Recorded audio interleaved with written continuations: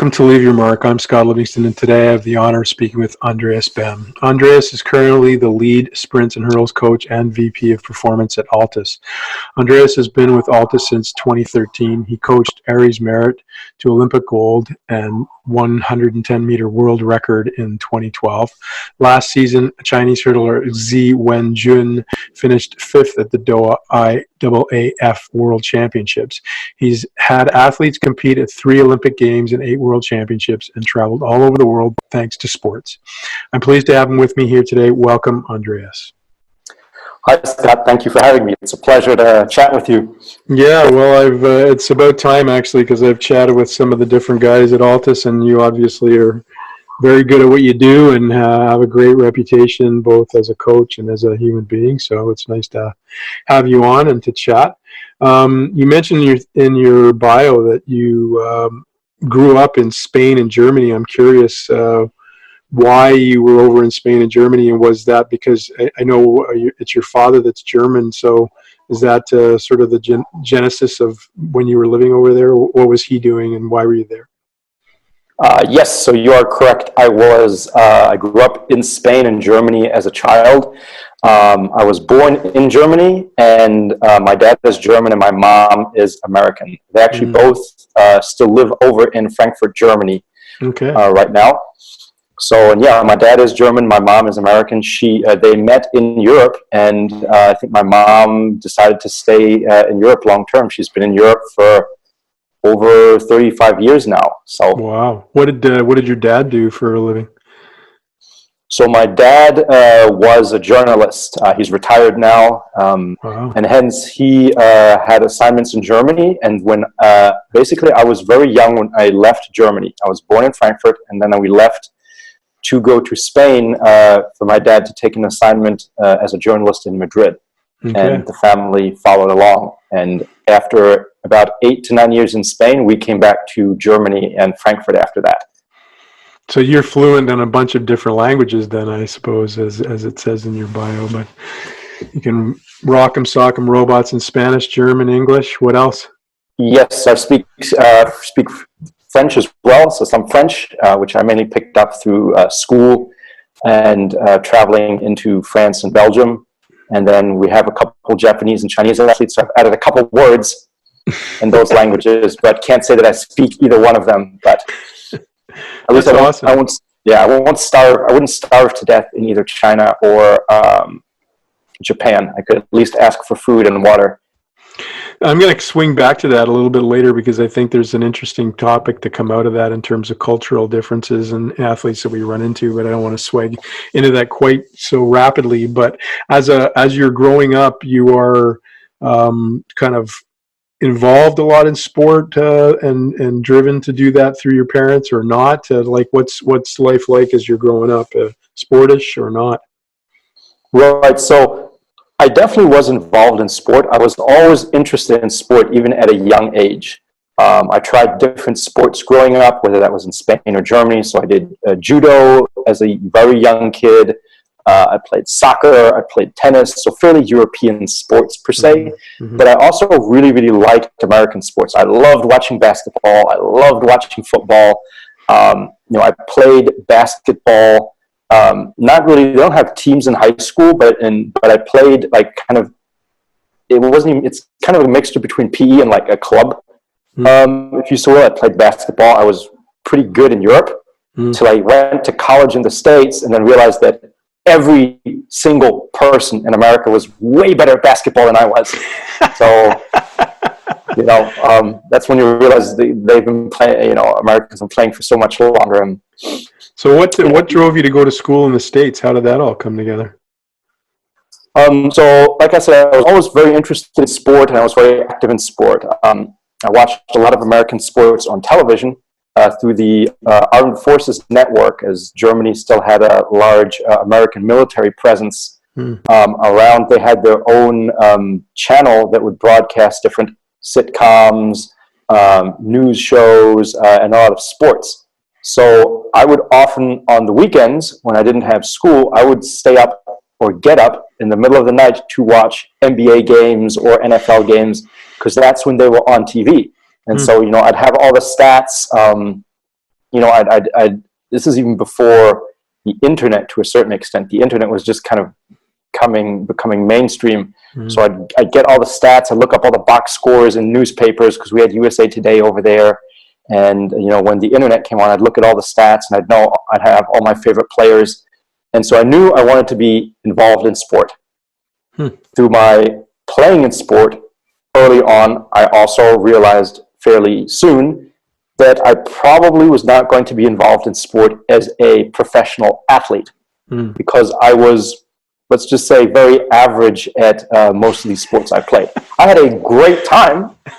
I wasn't horrible, but I was dead average. And there were always players who were way better than I was, way faster than I was, way more physically imposing. So, pretty early on, reason set in that, if you want to do something in sport, it's probably not going to be as an athlete. I looked at studying sport in Germany, but found that the sporting culture at American universities are way more developed than anywhere in Germany. The opportunities in the United States to learn and be involved in sport are a lot more prevalent. So my initial thought and my initial idea was to study in the States to become a general manager. So I'd never coached before. I wanted to be a guy who was in charge of running the team. Again, at this point, I loved stats. I loved watching trades. I liked watching the NBA and NFL draft and all that good stuff. And I'd have like my own mock drafts and try to pick the players that I wanted. And I get really upset if someone took the player that I liked, beforehand. Again, all purely hypothetical, just in fun. But I really thought that was a interesting way to contribute to sport in terms of building a team. So that was my ambition. And I applied to a lot of different universities in the States. But interestingly, the grade point system in Germany is different. So I finished high school in Germany, where 1 is the best grade you can receive, and 6 is the worst. And so I was a good student, not an A+ student, but I had a 1.8 GPA. And I sent an explanation to all the US universities, a notarized explanation explaining how this works and what the conversion was and all this good stuff. And I kept getting these letters back. You have a 1.8 GPA. You need to go to community college to get your grades up. Why are you applying to university with your grades? The University of Tennessee is the only school that understood the conversion. We're like, yeah, come on. And so that's how I ended up at the University of Tennessee. That's fascinating. I tried to pick schools that were, big into sports. Tennessee, I'd never been to Tennessee. I knew nothing of the state. I knew, I barely knew where it was located in the States. But they had won the year before I came. They were a football powerhouse back then. It was 2 years removed from Peyton Manning. They just won a national title. I guess one of the interesting trivia questions is always, who was the quarterback at the University of Tennessee when they won their national title? And most uninformed people will say, oh, it clearly must have been Peyton Manning. Well, it was actually a year after Peyton Manning. It was T. Martin and one of my favorite Tennessee receivers and great sports names of all time, Peerless Price, along with a ferocious defense that led Tennessee to their national championship. So I, of course, watched that late at night on American Armed Forces Network TV. And so I decided to apply to the University of Tennessee. Wow. Were you unusual in terms of with your friends being so interested in what was going on in the States versus what was going on in your own home nation? Or did you have a bunch of friends who you were all looking at what's going on in America? Well, yeah, we had a bunch of different friends who were interested in what was going on in America. But I grew up in a big city. I grew up in a multicultural city, Frankfurt. A lot of my friends came from different backgrounds, from different countries, different immigrant countries. An interesting side story in high school, which kind of also led me to the understanding of the power of sport, is that I went to high school around the time of the Yugoslav conflict. So obviously Serbia, Bosnia, and Croatia were all at a state of civil war. And we had a lot of immigrant families fleeing that situation, coming into Germany and being integrated into our school system. And you can understand, based on the violent nature of that conflict, that some of these kids, their parents could have killed some other kids' parents in that school. Mm. I do not know if that happened per se, but that was the tension that we had within these new people coming in, because they were coming in from different warring factions at the time. Wow. The one time where there was peace and quiet was when there was recess and we got to roll out a tennis ball and play concrete soccer. Everyone got along, and the second the soccer tennis ball went away, it went back to being this tension. So you could clearly see the inclusive power of sport through just a simple example as that. And that was definitely not lost on me as I went through high school. What most attracted you to sport? Was it the competitive nature of it? Was it the physicality of it? Was what the athletes could do was interesting to you? What kind of inspired you in sport when you watched it? Well, I really think you named a couple things. It's all of the above, as well as just I feel like sport is such a galvanizing force. It's also something that is always on the limits of human potential, if you so will. You all see a great play in basketball, a great, free quick in soccer, something that you've never seen before. And it's raw, unfiltered, and unscripted. It's not TV. The outcome is undetermined, and both sides, or however many sides are involved, are prepared to the best of their ability and knowledge and are giving the best effort possible to achieve a favorable outcome as they go throughout this competition. But you never know exactly. Mm-hmm. I think you never know. You can be as well prepared as possible and still come up short. There's a lot of triumph, there's a heartbreak involved. It's a microcosm of a lot of things that we as humans go through on a daily basis, on a journey through our lives, which I thought was really interesting. But it involves a lot of play too. It's fun, it's exciting. So I think all those things were a combination that really interested me in sport. There's a lot of camaraderie and teammates being involved and all that good stuff. So yeah, I think there are a lot of aspects that drew me to that field. So you go to University of Tennessee in sort of sports management, and how does that become not something you end up going into, and then you move into the world of coaching and stuff? Tell me about the dynamics of how all that transpires. Right. So it really started with a thought process. I went to the University of Tennessee with a very clear understanding of what I wanted to do and how I wanted to go about achieving that. In that I wanted to study sport management, which I was doing, and to become a general manager, or start off working in a front office of a sports organization. What sport, I did not know yet, but I just wanted to kind of form a basis for that. Intuitively, I understood that in order to evaluate talent, you have to understand movement, and you have to be able to watch movement and be able to evaluate it. So I decided, as part of my study program, that instead of doing something that was, say, more administrative in nature, I asked my advisor if I could help out with the track and field program. Because in my brain, and understand, I had never done track other than running some sprints in PE and doing some form of long jump and other small things in PE. I basically only watched track on TV when I could, as probably part of the Olympics or World Championships when a big meet was on, like any other, let's say, casual fan would as well. So without any understanding of track, I intuitively knew that it was the foundation for a lot of sports, because what is more foundational than running fast, jumping, being able to throw things far, which seemed to apply to a myriad of sports. So I felt like if I could understand movement, I would be able to evaluate talent, and what better way to understand movement than to go to the basics in track and field. And so that was my first stop in track and field. I was an intern at first, and then they liked me enough to keep me on as a team manager. So, I'd do all the grunt work. I'd carry stuff, I'd dig up pits, I'd video, I'd break down footage, but I'd also really be paying attention in training to what the coaches were saying and how the athletes were moving and how they were correcting movement and what the coaches deemed to be appropriate movement versus non-appropriate movement. And so I was, taking notes and trying to piece together, if I'm watching someone, what do I need to be aware of, and how can I evaluate the better movers from the worst movers in terms of talent selection? So along the way, I got hooked. I was like, man, this coaching thing is actually really cool. I don't spend much time in the office. It's interpersonal. You're helping people reach their aspirations and dreams or help them towards those goals.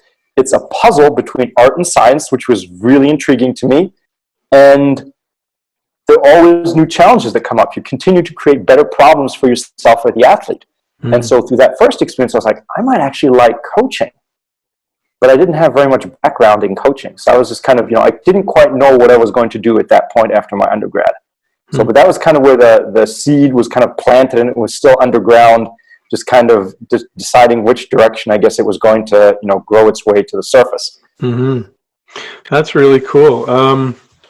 To sort of segue off of that, and I don't know where this is going to go to, but I'm kind of curious as you have grown in the nature of what you do. Obviously, you come from this track or athletics background now.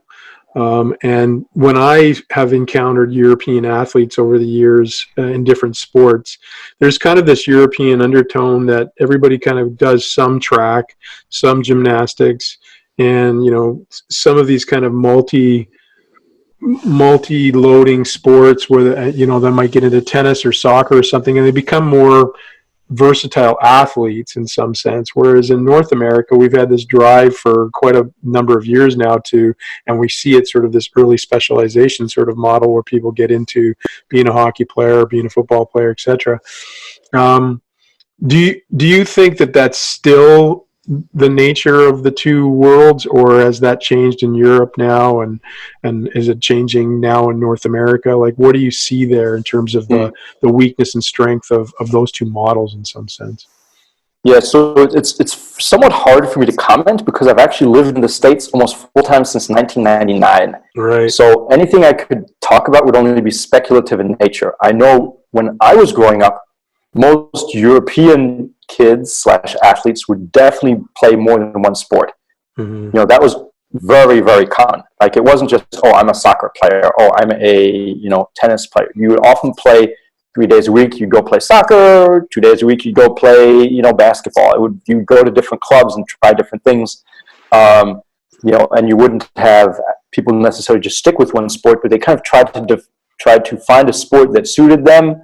And even to this day, I feel like a lot of Europeans still tend to strive to be the best athlete they can be possible.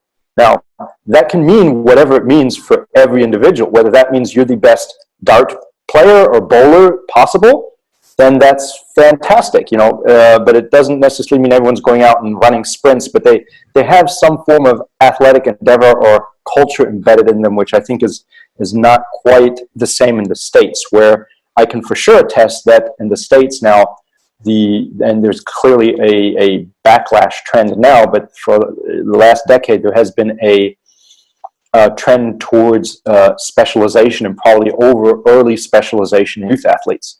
So, I've quite enjoyed the European model, where I feel like there's a little more freedom to kind of explore and find yourself within a sporting culture, as opposed to be just stuck into a cog in a machine that's trying to churn out a highly skilled and specialized athlete. I'm sure you can find examples in either direction that have worked fantastically, and probably examples in either direction where it hasn't worked so well. I think, I've also heard people who've done a lot of sports that maybe were pretty good, but not quite at the skill level of some of their peers, be like, man, I wish I'd started playing this sport a little earlier and focused a little more on it. So I've heard that argument too. So, have you noticed in track athletes that that they tend to be track dominant through their lives, or do a lot of track athletes have a diverse sport portfolio when they're younger and then focus in on track and field in some specific dimension of track and field in some minute? So generally, I've found that track athletes have a fairly diverse sport portfolio.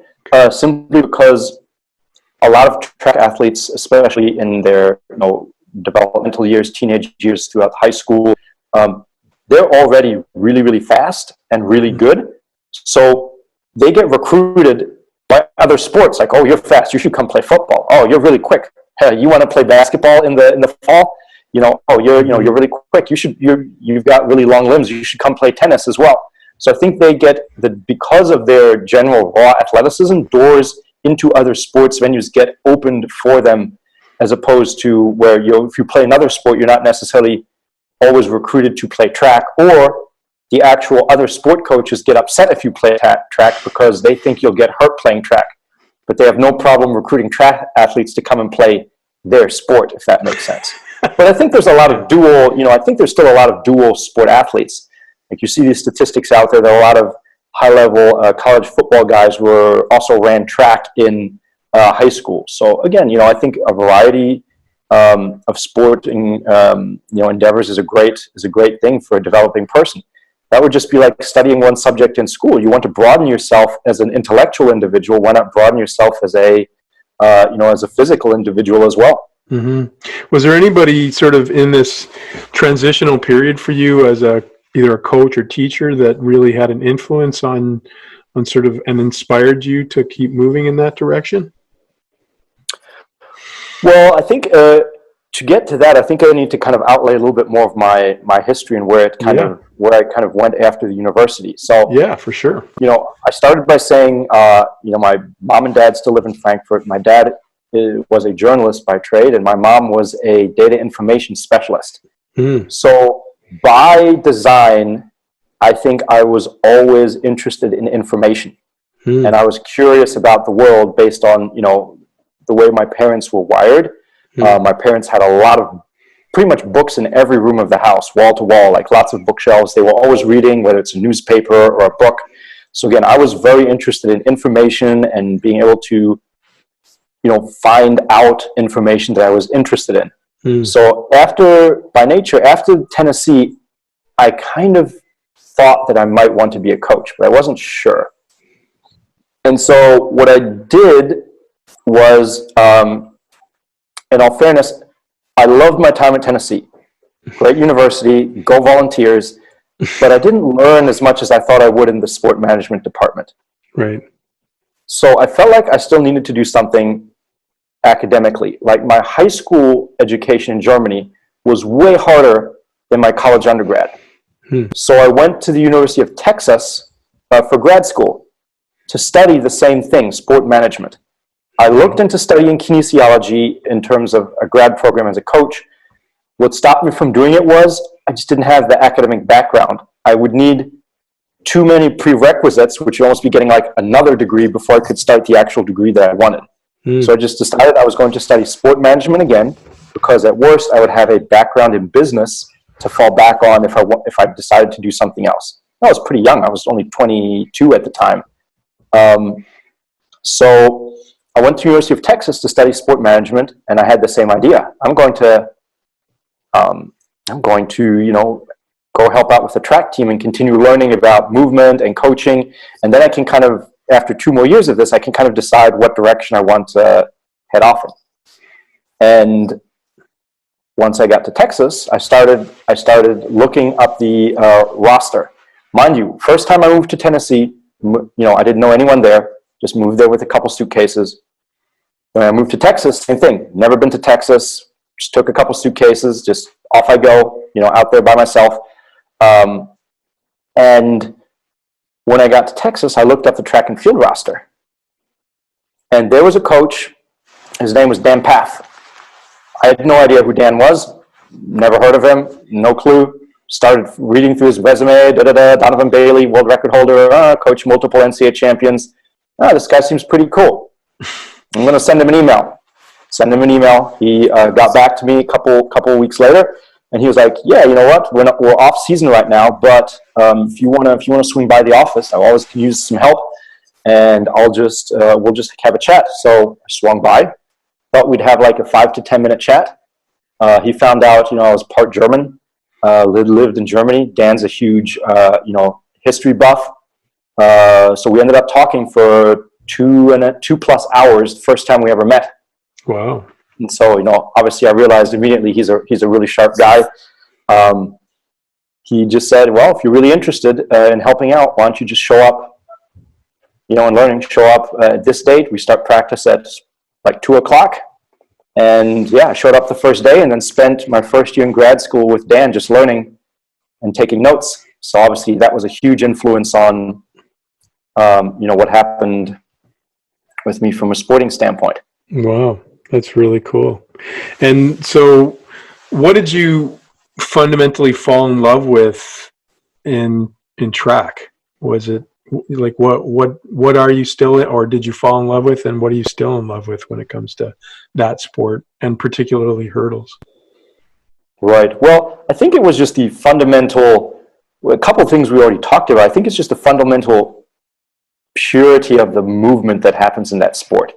If you distill it down to its essence, it's like the basic primal movement patterns that humans have been doing for, centuries, that then we kind of evolved into trying to perfect and maximize, as we go along. And that as we continue to move forward, we realize we still haven't reached the ceiling yet. So it's basically just kind of like chipping away at something that is very primal and has been there for a long time. But again, it comes down to, I think can have great individual relationships, within the sport, whether that's with athletes or coaches or other support people who are involved in the sport. There are a lot of well-intended people who are operating in that realm, which I really enjoy. And again, it's a blend of sport and science. There's always something new to figure out. There's always new research coming out. There are always different training methods and techniques that one can unearth. So again, it kind of goes back to feeding my, my interest in information and continuing to build on that, if you so will. So yeah, Dan was very influential in that, as well as other people, at the University of Texas, and then obviously Tennessee as well, where I met one of my biggest mentors and went back to him after grad school. So, and that's Coach Vince Anderson. He's pretty much the guy who set me up, where I fully decided I want to be a track coach, and he's the guy who mentored me then for 8 years. Wow. And what are some of the biggest things you learned from him? The intangibles, in some sense, that you learned from him. So intangibles I learned, I think, you can know as much information as you want, but you need to be able to convey it. And not just in a verbal manner, but you have to do it by connecting with the person that you're conveying it to first. So if you can establish a connection, which Dan or Vince or anyone else, I've mainly been able to learn from and observe. I watched that they have a deep caring for their craft, but also a deep caring for the individual that they're trying to impact. And I think once that comes across, you're able to convey information a lot cleaner, a lot clearer, with a lot less, interference, if you so will. So to me, that was a big one. And the second one is also, which kind of goes along with connecting, like the importance of just being there. Sometimes it's, an athlete just wants someone to physically be present. You don't even have to do anything, but they just want someone at their side to kind of know that you've got their back if something comes up or they have a question. So, being there early, being there on time, staying a little later if you need to, not rushing things from that standpoint, I think make your job a lot easier. This is perfect. A lot more fulfilling. Yeah, for sure. This is a perfect way to pivot on and back to where I sort of started with, which is this multicultural piece. Something I'm really interested in, and especially from somebody like yourself who speaks multiple languages, comes from, effectively two countries, and then has experienced a lot of other countries. There's cultural differences in the way people understand information, understand circumstances, understand expectations, all these different things. And so, in reading your bio, you have Aries Merritt as an example, and then Xie WenJun. So you've got people from completely different parts of the world. How do you broker the cultural differences and understand the cultural differences of how an athlete learns, is motivated, deports themselves, all these things that affect you as a coach, but at the same time, you have to modify and sort of work with in order to get them to be their very best. I'm just really curious about that. Right. Well, I think the first thing is just being aware that those exist and acknowledging that they're important to that person and athlete. What helps me too is that often if we have a foreign athlete coming in, I can tell them too, hey, I've been there. I've moved to a new place where I didn't know anyone. To take a chance on something that was important to me at that time. So I understand that, this is going to be foreign and different, and we're going to work together to kind of bridge that gap. Oftentimes, I just try to learn from the athlete how they best have learned and how they communicate and what is culturally important to them to be able to then help them along the way. I think, obviously being multicultural, growing up in a multicultural city, understanding different languages, I'm able to relate to a lot of different people. And I think that helps me a lot and be able to learn and kind of assimilate different ways into the way I communicate with athletes. I don't have just one way of communicating because I have multiple within my own culture. Like when I go home, we'll speak Spanish or German or English. And sometimes there's even a French word that has a bit of a slight different meaning that we might just throw into a random sentence because everyone at home understands it. So I'm used to kind of communicating on different wavelengths with different people. That doesn't mean I'm always successfully off the bat. There's always a learning period.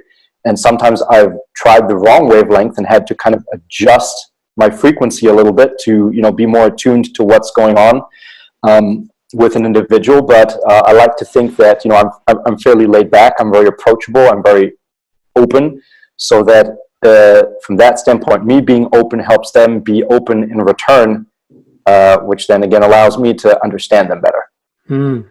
What are some of your tricks of the trade, so to speak, for creating trust? Like, in order to be a really good coach, I would assume that you agree with that, but you have to establish a trust relationship between yourself and the athlete. And what are some of the things you do inherently to create that with an athlete? That's a good question. I can't say that I have an exact strategy. I think it just comes down to, again, being genuinely curious about the person. Being genuinely curious about the person and also explaining the journey that we're going to undertake together to them in detail. And I'm letting them know that, hey, I have a roadmap, but the way to get to the destination, there are different roads that we could travel, and we may need to pivot or make a U-turn certain ways, as long as we're still headed in the right direction. And they know that I'm kind of guiding them in the right direction. I think that helps them a lot. And they know that, hey, this guy has a plan, but he's also flexible. He will solicit my input. He wants to know how I like doing things, and he will adjust. It's not his roadmap. It's a joint roadmap, or maybe it's the athlete's roadmap, and I'm just a guy kind of being like, well, if we go this way, that's the completely wrong direction. But if we walk around this mountain range here, we can actually do what you want and still kind of be heading in, in the direction that we actually need to go. So it's a collaborative, making the person understand that this is a partnership and a collaborative effort, I think initially builds a lot of trust and buy-in, as opposed to just a top-down, domineering, my way or the highway coaching approach. Now, again, I'm very laid back. I'm very friendly. I may not be the coach for every single athlete. There are some athletes who need a hard-ass coach who give them a kick in the pants in order to realize their potential. That's not my style, and I fully recognize that I may not be the right coach for every single individual. If you're like a mature athlete, an athlete that has a vision for themselves, an athlete who likes collaborating and has someone who can work as a springboard to kind of work towards your style and tendencies, then that's more my style. Do you enjoy more? And I mean, you could enjoy both, but I'm just interested in enjoy more building something out of the raw athlete package and crafting versus taking somebody who's already at a very high level and refining, or do you like both? Well, I really like both, and I think those are really slightly different skill sets. Like I've been fortunate throughout my coaching career to often be handed the keys to different types of Ferraris that I'm then able to, soup up, if you so will, and help improve. I feel like that is a slightly different skill set than taking a very younger developmental athlete and helping them along their way on their journey to becoming a better and better athlete. I have a great amount of respect for developmental coaches who are able to take a very unrefined or unknown talent and maximize and optimize what that athlete is able to get out of themselves. I think that's an unbelievable skill set and a great talent to have.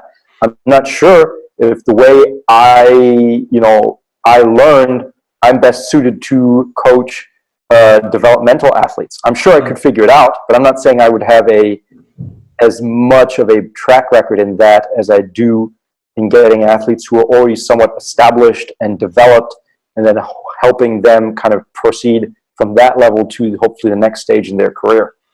Well, I want to unpack that a little bit because, when you have a Ferrari come to you, obviously and that's kind of the reason why I asked about the trust piece, but you've got these athletes coming, they've already got this, myriad of different coaches they've worked with, different styles, different approaches. You're coming in with your approach. Then on top of that, you have to craft the trust on what you're going to do next. It's actually going to be the tweakology that's actually maybe going to find that extra 100th of a second or 10th of a second or what have you. What's your process? And maybe you've never been asked this question, or maybe you have, but to be able to sort of pinpoint your process for deciding, this is what I know I need to work on with this athlete that's going to make the difference. How do you craft that experiment, if you know what I mean?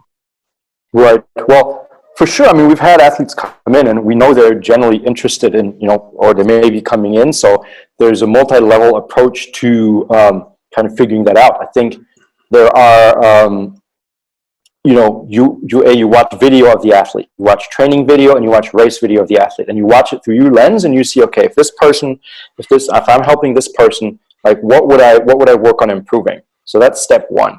Step two is you can also often solicit information from former coaches of this athlete.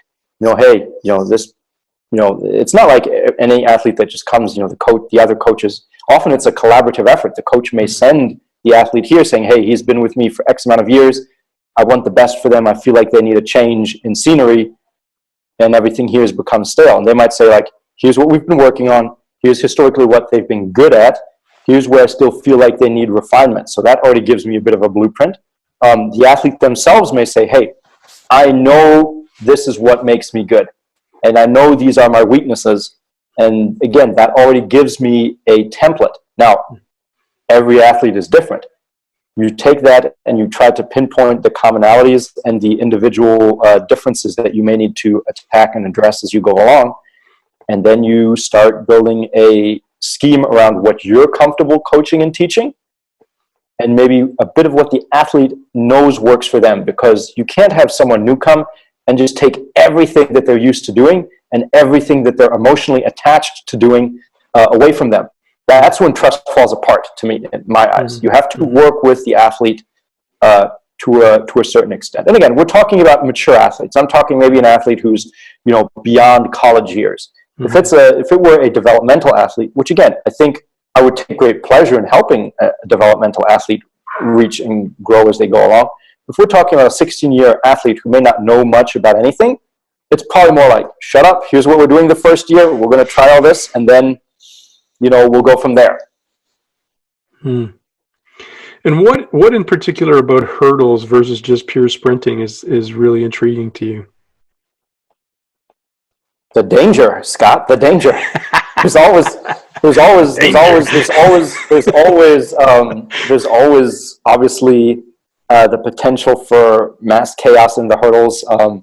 It adds an extra layer of complexity to it, because hurdlers have to be able to accelerate and sprint just like sprinters do from a neurological standpoint, but then have to display a completely different technical skill set while running in between and navigating hurdles. I still like to think of myself as a sprints and hurdles coach. I started out helping coach everything. So from 100 to 200 to 400 to 400 hurdles to short hurdles to relays and all that good stuff. I just happen to coach hurdles now I think mainly by default because I happened to fall in with one of the best hurdle talents on the planet, and that's Aries Merritt. So everyone associates me with hurdles, which is cool to an extent, but I like to think I have a more diverse skill set than just simply hurdles. What keeps you sane that's not track oriented? Like, what are you attracted to doing outside of the world of track and field?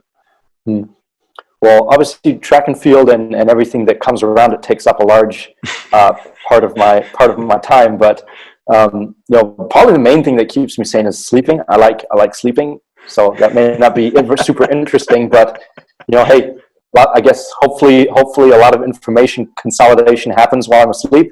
Either that, or I just go completely blank and nothing happens, but I wake up feeling well and rested. So. But no, I mean, I enjoy, I'm kind of a spurt person. I enjoy reading in spurts. I enjoy watching movies in spurts. I really like music. I particularly like rap music.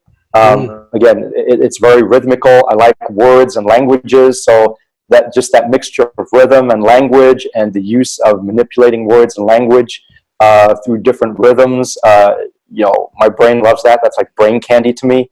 I work out.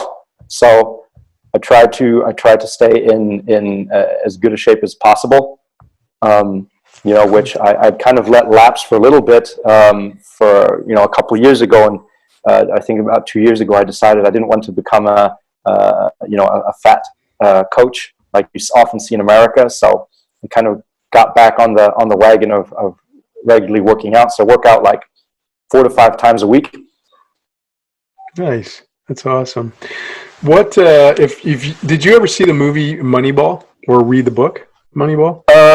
I saw the movie. It's been a while since I saw it, though. Yes. Well, I'm interested just in because of the nature of that movie and the idea that because you strike me from what I've listened to as somebody who's interested in information and data and some data points in some sense, and then also on the human side.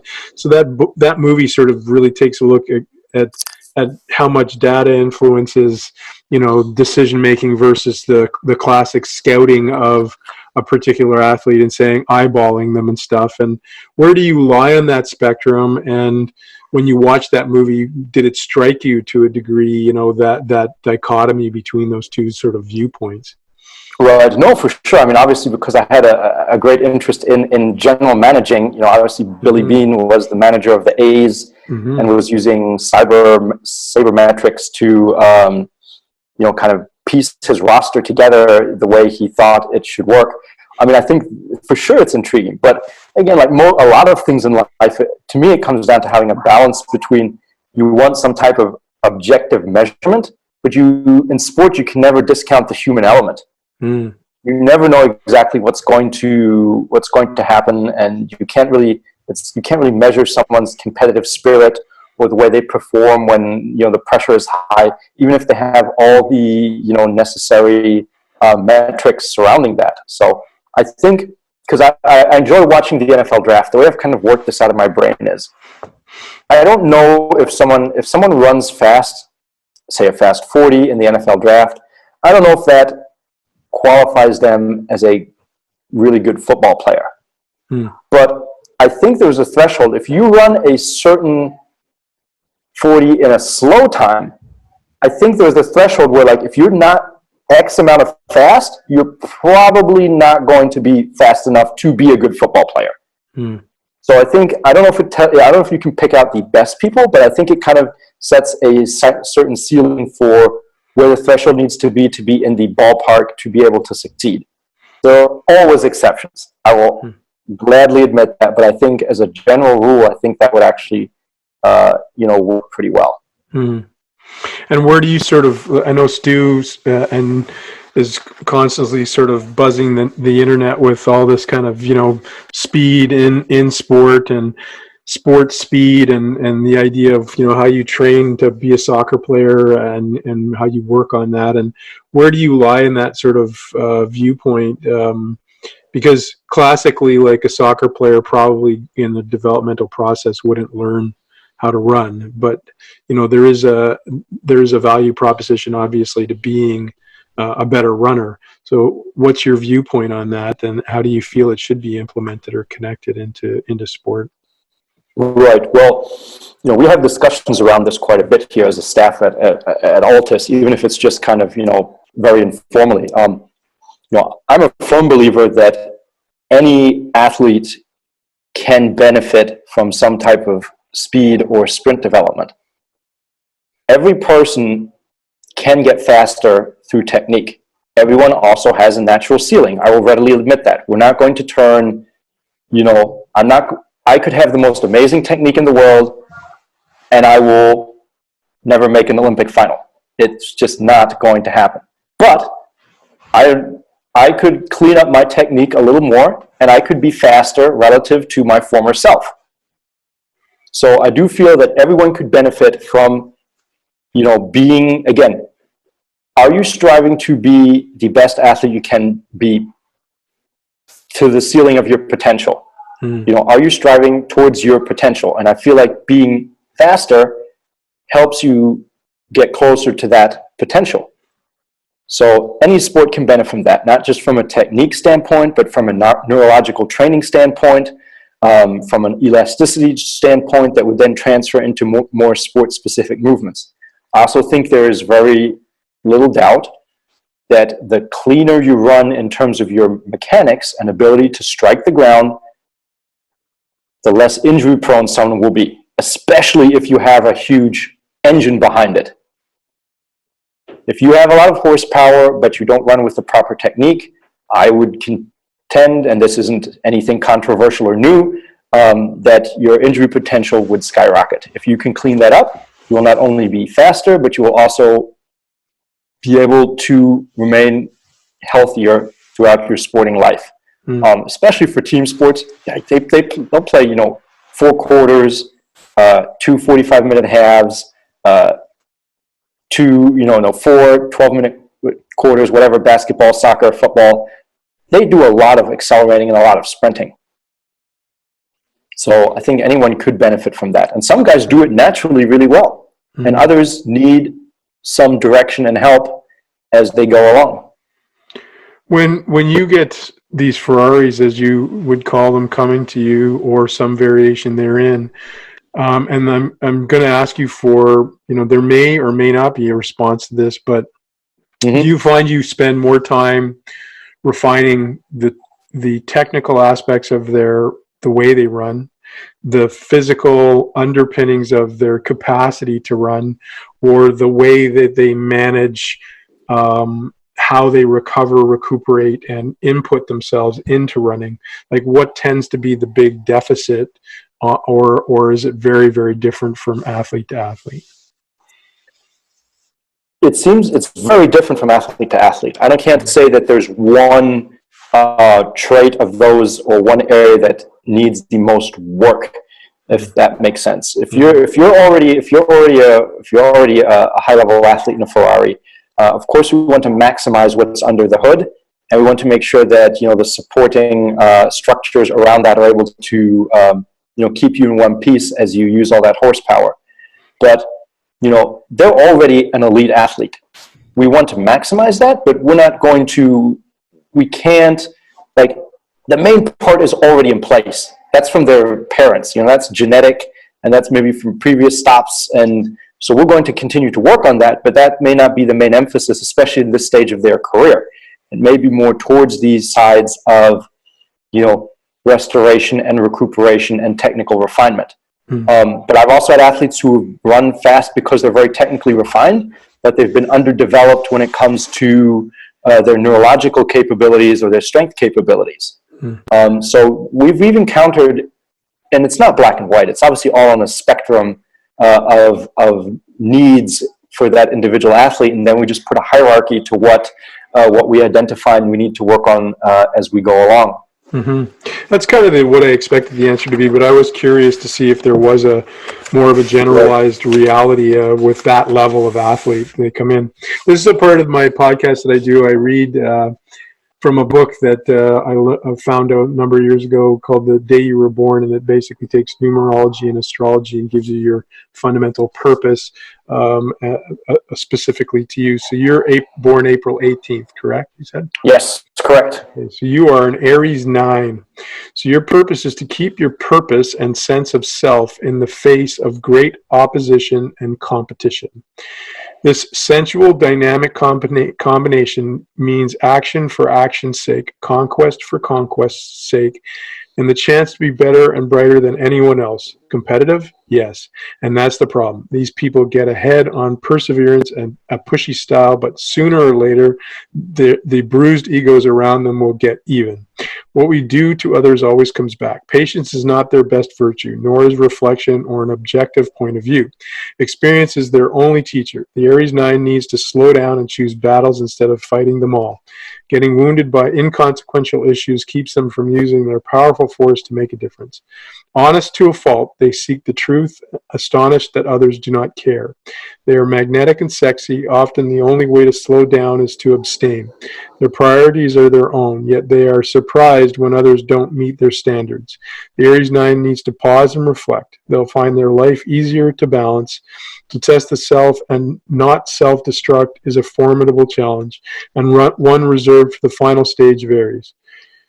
Consider the quest for the Holy Grail. In the Last Crusade, Indiana Jones had to step off a cliff into an invisible bridge in order to find it. Blind faith and a trust in the unknown was required to succeed. For the Aries 9, the journey is spiritual and the challenge is great. If they find what they're seeking, they'll know in the silence of their heart.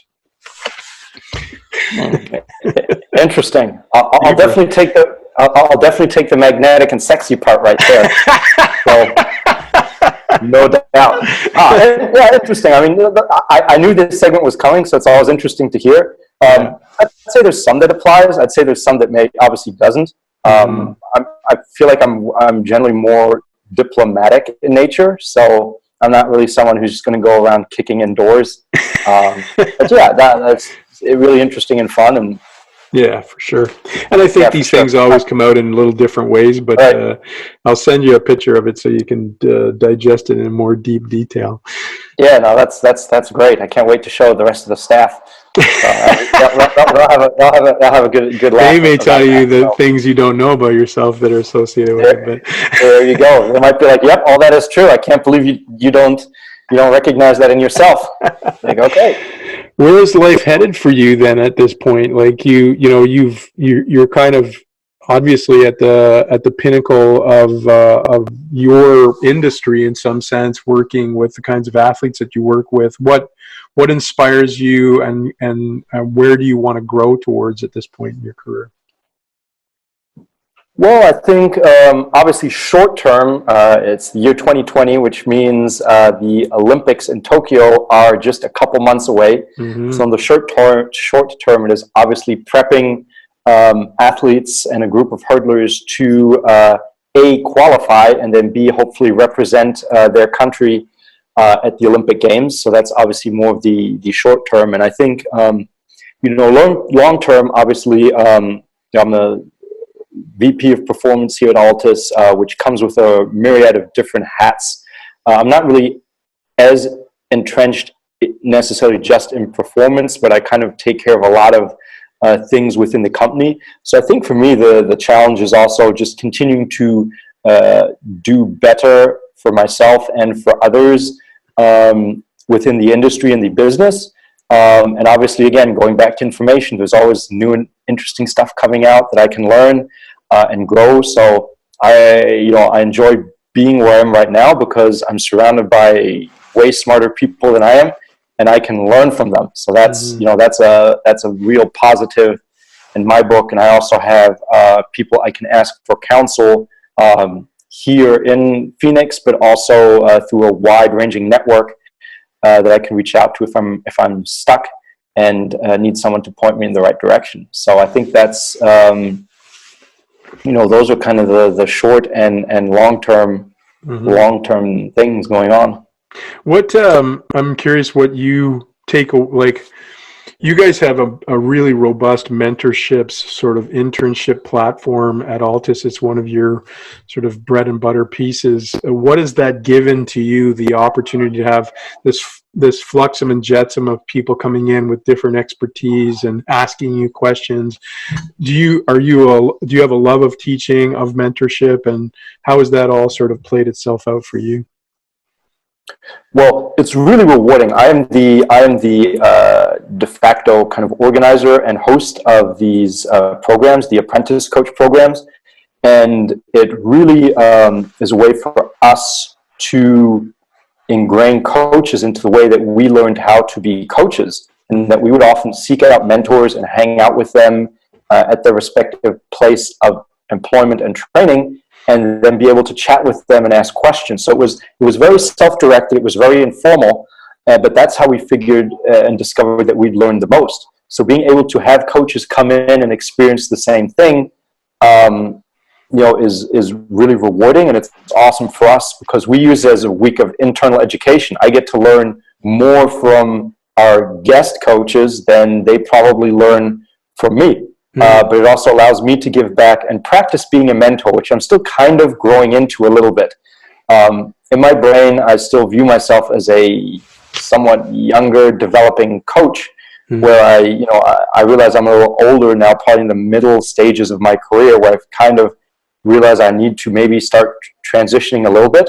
But then once in a while, I'll have another coach talk to me, and I'll be like, "Oh wow, this adult is talking to me. I should pay attention." And I'm like, you're actually older than they are. I'm like, oh, okay, yeah, I got to remember that.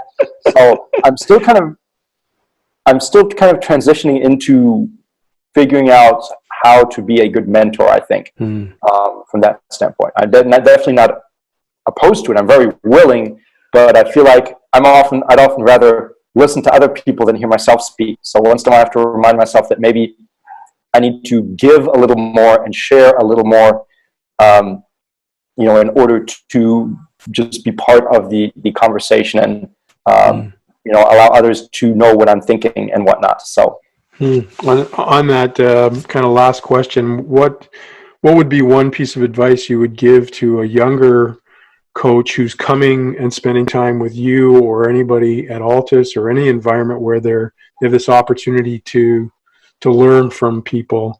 What would be your piece of advice to them to get the most out of their experience? Right. So I think not just in our environment, but any environment, my advice would be to absorb everything that you can while you're there, but then not be afraid to ask follow-up questions. And the reason I say this is I would have notebooks of following Dan Path around or Vince Anderson, or I also did a graduate internship here at Athletes Performance, which is now known as Exos, notebooks of what Mark Verstegen would talk about when he was still actively coaching on the floor.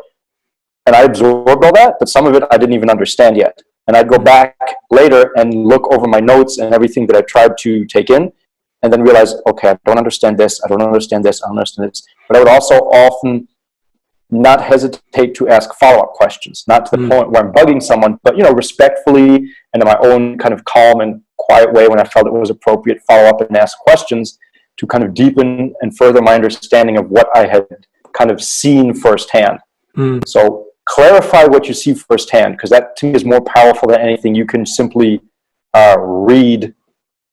If you have that combination of observation and then digestion and then following up and thinking about it over and over again, I think to us, to me, that is a very powerful way to learn and improve as you go along and grow. Last question. Which food do you like better, German food or Spanish food? Oh man, well, I don't drink, I don't like beer, and I don't like sausage at all. So that's why I was asked to leave Germany. Well, in all seriousness, German food is very heavy. I find Spanish cuisine is very simple, but it is one of the most underrated cuisines on the planet. So I would have to go with Spanish cuisine all the way. Sorry, Germany. Andreas, it's been a great hour spent with you. I'm sorry I was a little bit late because of our communication, but it's been wonderful to get to know you a little bit better, and thanks for taking the time. Yeah, my pleasure, Scott. No worries. I appreciate the chat, and yeah, look forward to being able to send this out to a couple colleagues. And yeah, I think I used up my words for the rest of the week.